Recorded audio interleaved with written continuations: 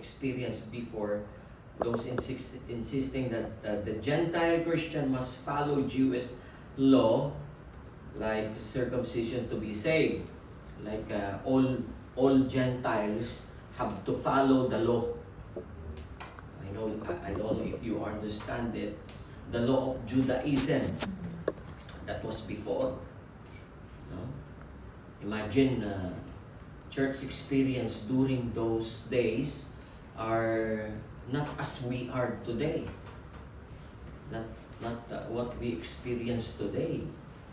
Before, when they are standing as Christian, they are all persecuted, and nothing in their life to be a freedom like this, like what we're experiencing now.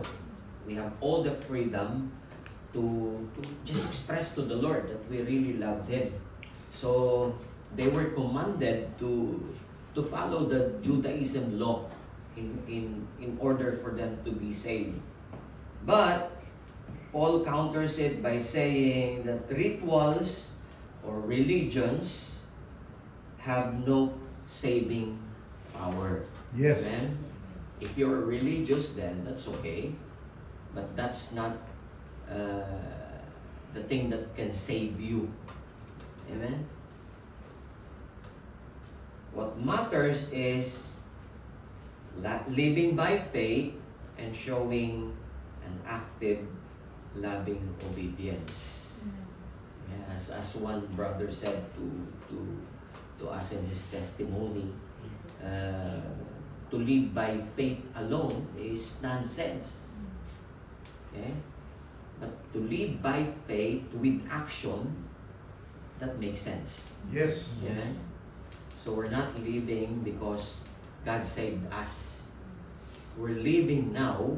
We are all enjoying what we are experiencing because God saved us. Amen. And He opened the doors for us to make a good thing.